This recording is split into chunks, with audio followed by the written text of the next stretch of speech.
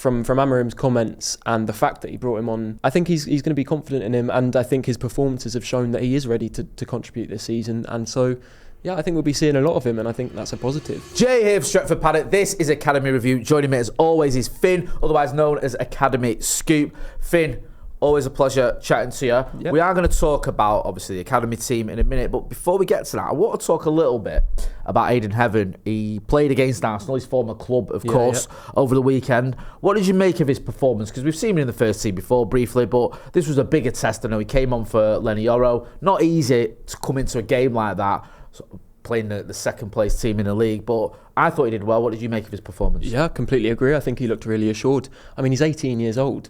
You don't see many 18-year-old centre-backs come on in a game like that and not look out of place. On and off the ball, I think he looked class. And the thing I find really encouraging is, for those who have been familiar with him for a while, I think the on-the-ball qualities are what stands out. He's always been known as a great ball player. He used to be a midfielder for Arsenal's younger sides. And the main concern or kind of doubt would be his defensive and physical side. And most of the talk I saw yesterday after his performance was how impressive he looked defensively and kind of how assured of an athlete he looked. And I think that bodes really well for his future, because I think the ball playing, you can say without doubt, is there, and he can perform at a top level in that department. So the physical side is really encouraging. I think he looked class. I agree. I was impressed because what I liked about him was he didn't just sort of think, okay, I'm just going to keep it dead simple. Yeah. I'm not going to do anything. I'm just going to, if I get the ball, I'm just going to give it a 2-yard pass and let someone else. There was a time when he was sort of carrying the ball at the other end of the pitch. He had a healthy arrogance to it. Yeah, actually. I like that. Yeah. And he looks like, you know what we've missed at United for years, right? Is a bit of swagger. A bit of people who come into this club and think, I belong here, I should be playing here. Yeah. Come in with the chest out, we've had players like Cavani and Zlatan have had it, but not many. Yeah. And he's got a little bit of that. He does. I mean, Amorim said he looks comfortable, almost too comfortable on the ball, and I'm sure he intended that positively. But I think, you're absolutely right. He's really got something about him where he looks confident, he looks assured in himself, and he's not kind of scared to move the ball forward and actually take some risks on the ball. And I think, especially in Lisandro Martinez's absence, that's a massive positive to have. Because it kind of, not about you, obviously, you've been singing his praises ever since we were linked with him, but I feel like the Heaven signing went a little bit under the radar in a way, because Dorgu was the focus. They were announced at the same time. Dorgu obviously was much more expensive. I know he didn't cost a scandalous amount in today's modern sort of transfer fees, but it cost a lot more than Ayden Heaven. It felt a little bit like, that's just one for the future. We just almost forget about, and it's all about Dorgu. But Heaven's come in and straight away he's been called upon and acquitted himself very well. Yeah, I mean, I think there was probably a lot of discontent around the January transfer window, because we should be maybe aiming for more established options, and you shouldn't be resting your hopes on an 18-year-old centre-back. He was signed for £1 million, I think. Yeah. But Barcelona and Frankfurt were both really keen on signing him. I know Barcelona tried right up until United had agreed a deal, so he's highly rated. And I think he's come in and surprised people with just how far along and how ready he might be, because suddenly it looks like we've got a very respectable option to at least be coming off the bench in some of these games. So massive positive to come out of what appeared to be a pretty drab January window. Yeah, and there's no doubt we're going to need him as well, because look at the injury record of our centre-backs. I mean, I'm not having a dig at them, by the way, but let's be honest. Like Lisandro Martinez, I think you go towards the end of his first season, and last season he's had injury issues. This season, of course, De Ligt in the past, maybe not as much as United, but there's been one or two issues there with injuries. I'm not saying he's injury prone by any stretch of the imagination, but he has missed games and missed parts of the season in the past because of injuries. Harry Maguire's currently injured. We know he's again, he's not someone I class as injury prone, but he does miss games because of injury. None of them have the Bruno Fernandes gene, do they? No, they don't. So you do have sort of parts of the season where you are missing 1, 2, maybe even 3 or 4 centre backs. We've had that in the past, and if you're going to play 3 at the back, you need options, and you need reliable options.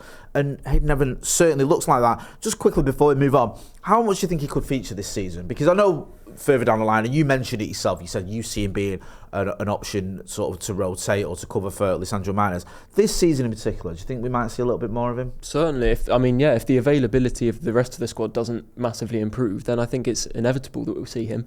And I think from Amorim's comments and the fact that he brought him on, well, I guess there's no other option, but I think he's going to be confident in him, and I think his performances have shown that he is ready to contribute this season. And so, yeah, I think we'll be seeing a lot of him, and I think that's a positive, especially going into the Europa League where we're going to need to have everyone available.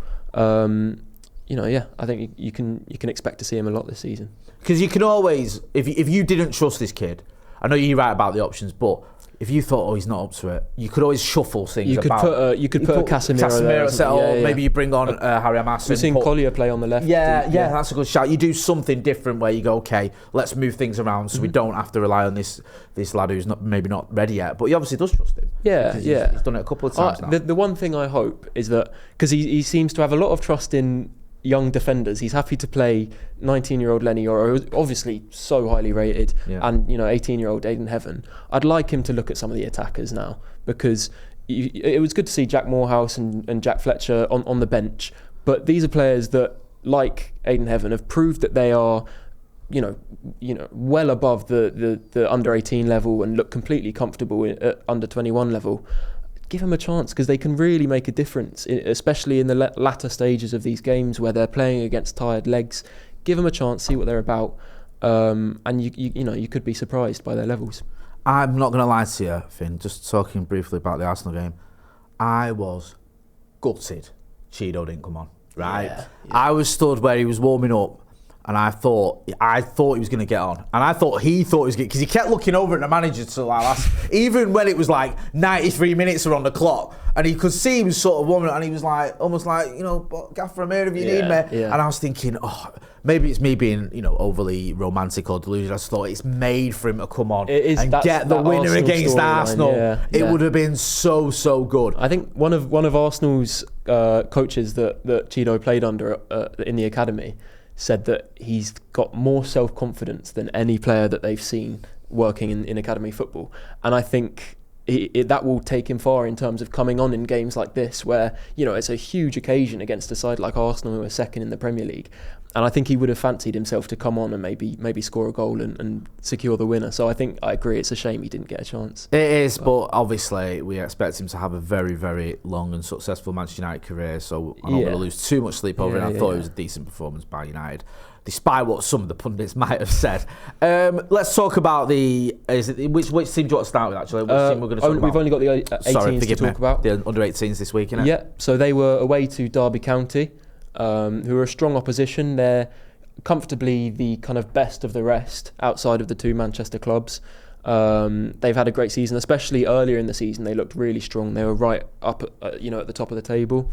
Adam Lawrence was able to field quite a strong side because of the lack of an under-21 game this week. So he had, a lot of second years available. But it was Derby County that opened the game looking the stronger side, and they did take the lead in the opening 5 minutes. It's never what you want. It isn't, but there's a bit of resilience and resolve in there about this. Of course there is. You've mentioned it a few times, so I'm taking it there was a reaction. There was, yeah. So the goal came off a corner. Will Murdoch did well to save the initial effort, and then it fell to Hodges on the edge of the box, and it was a lovely Carl's effort, to be fair, top right corner. But yeah, United hit back about 5 minutes after. Jim Thwaites, the ever-present threat on set pieces, stepped over a free kick, and he swung it in to a crowd in the box, and Dan Armour, who towers above everyone else at this level, he was there to nod it in for the equaliser. United got right back in the game, and they never seem to look discouraged when they go behind. There's a lot of resilience. They're a really strong side mentally. We saw it against Arsenal, the way they fought right into extra time in the FA Youth Cup. So yeah, you can always expect United to keep fighting when they do go behind. Although unfortunately, we did go behind again. We didn't make it easy for ourselves. Just before half-time, Derby had played actually probably the better football in that first half, which was uncharacteristic of United. A ball fell loose in the midfield, and Oguntolu for Derby ran free on the break, and he chipped it over Will Murdoch with another really nice finish, to be fair. So United were behind going into the break. Frustrating. How did the second half pan out? Yeah, much better second half. United grew right into the game and kind of found their groove, and the chances began to flow. Something that made a huge difference was the introduction of Amir Ibrahimov off the bench. He can always be relied on to come on as a substitute and kind of bring some energy and some dynamism in the final third. It's a tricky one with him because I think he's so obviously got the quality to be starting games at this level, but equally he brings so much impact and can really change games off the bench that it's kind of a bit of a conundrum. It's a bit like what people have said about Garnacho, where if he goes a few games without starting, people start to say, well, he should be starting now, but then he's so impactful off the bench usually. Ibrahimov came on. Soon after his introduction, he won a penalty after driving through the middle. He was brought down on it was right on the line. I'm not sure if it was actually in the box, but we take him. I've not seen it, but I know it was in the box. It was in the box, yeah. Jim Thwaite stepped up for it, and he's usually so clinical from these situations, dead ball situations. But it was a really good save from Price for Derby. He sent it, low to the right, but their keeper got down for it and made a great save. So United weren't able to find their equaliser just yet, but we kept probing, kept creating chances, and we began playing some really nice football, to be honest. Some really nice kind of one-touch interplay in the final third, which was great to see. Mantato and Camerson especially, they've always got a great connection on the right flank, and they were, really making it tick for United. Mantato's obviously spent the last couple of months out injured over the winter period, but since he's coming back into the team, he's been really kind of energetic. He can go both ways, and he's very unpredictable. So alongside Camerson, they were creating a lot of United's threat. But the goal eventually came. Camerson sent the ball out to the left, where Tyler Fletcher dinked this lovely first-time ball with the outside of his foot over to Biancheri in the box, who was able to nod in another header to draw things level for United. It's good to see Biancheri back amongst the goals, because since his injury over the winter time, he's kind of maybe struggled a little bit to get up to the speed that he was scoring at earlier in the season. But yeah, he seems to be kind of growing back into what he was early in the season, so that's always good to see. And then, of course, United clinched it at the end. It was another penalty, this time Biancheri brought down in the box. And it was James Scanlon, Gibraltar international, who stepped up, and there was no mistake about it, smashed it home, and United came away with the 3 points away against a really good opposition, so big positive. For the second penalty, what was the script there? Was it did Scanlon just fancy it, or what was it? Was it Thwaites who took the first one? Thwaites took the first one. I was surprised that Biancheri didn't step up to take the second one, because he was brought down. Not really sure why, but what matters is that it went in. No, of course. I'm just curious. Yeah, of course. That's the main thing. And James Scanlon's been brilliant this season. I've said many times that he should be playing above this level now, because he's so consistent, and he's scored a bundle of goals this season. So so United now top of the league, a point above City, but City do have a game in hand. So it'll be interesting to see how that pans out. Whether City will continue their winning form, or if United can kind of clinch it again. They don't play again until the 29th of March against Sunderland, so they've got a little break now, and we're still awaiting the result of the Aston Villa Plymouth game for the FA Youth Cup to see who United will be playing in the semi-finals. Looking forward to that one. Yeah. Forgive me if we've mentioned, I don't think we've spoken about this since I saw the news. Shea Lacey, what's the latest with him? Yeah, I think United are being really, really careful with his kind of reintroduction. He spent so much time out of action in the last kind of couple of years. So I think it's important from United's point of view that he's not rushed back. He hasn't played the last couple of games. I'm not sure if that's a little knock. I don't think it's anything serious. But yeah, I think the rest of this season, he's not going to be in a rush to be getting back and maybe pushing for the first team or anything like that. I think the most important thing is that he can just get back to his fitness levels and kind of establish that ahead of next season. So I'm unclear exactly what is the issue at the moment, but I'd imagine it's just a minor knock. That's okay. That's obviously he won't be fully fit, but I was worried because you always feel the worst when you hear that Shea Lacey there's an injury or a knock or whatever. Yeah. But obviously if you're here anymore, you can always fill us in on that. And speaking about the FA Youth Cup, It would be really good to see another really strong away support. United will be away for the next round, the semi-finals. It was great to see at the Emirates against Arsenal a couple of weeks ago how strong that away support was for United. There was a real kind of huddle in one part of the Emirates, singing throughout the game, and I think it really pushed the boys on, especially having to go into extra time. So it would be great to see that and more for the next round, because for these young players who don't usually play in front of crowds, I think it's so important to have that experience at a young age and kind of have that support behind them. So, anyone that can make the trip for the next round, obviously it's unconfirmed where it will be yet, but it would be great if you can show your support. So yeah.